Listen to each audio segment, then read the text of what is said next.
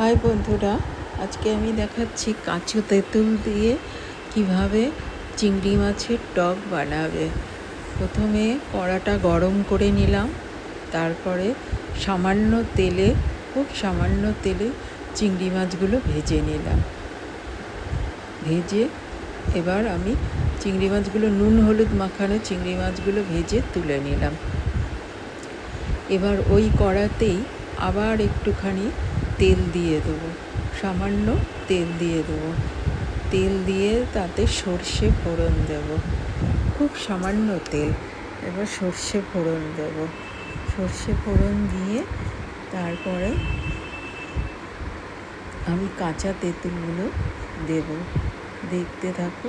সর্ষে ফোড়ন হলো, সর্ষেটা যখন একটু চিরবির করবে তখন ধুয়ে রাখা কাঁচা তেঁতুলগুলো ভেঙে ছোটো করে নিয়েছি, সেগুলো দিয়ে দেবো।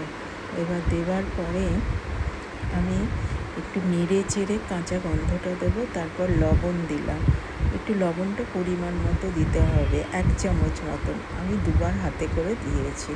এবার সামান্য একটু হলুদ দেবো। খুব সুন্দর লাগে এই কাঁচা তেঁতুল দিয়ে চিংড়ি মাছের টকটা।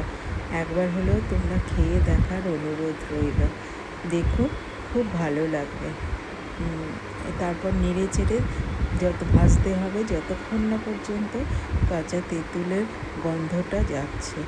এবার ওই তেঁতুলটাতে চিংড়ি মাছের বাটি ধোয়া যে হলুদ জলটা ছিল, চিংড়ি মাছ মাখানো জলটা শুদ্ধ দিয়ে দিলাম। এবার দিয়ে চাপা দিয়ে দিলাম। তারপর কিছুক্ষণ পরে ফুট ধরে গেল। এবার তেঁতুলগুলোও সেদ্ধ হয়ে গেল। তেঁতুলগুলো সেদ্ধ হয়ে যাওয়ার পরে আমি চিংড়ি মাছটা দিয়ে দিলাম। চিংড়ি মাছটা দিয়ে নাড়াচাড়া করে দিয়ে এবার চিনি দেবো না, আমি চিনির বদলে গুড় দেবো।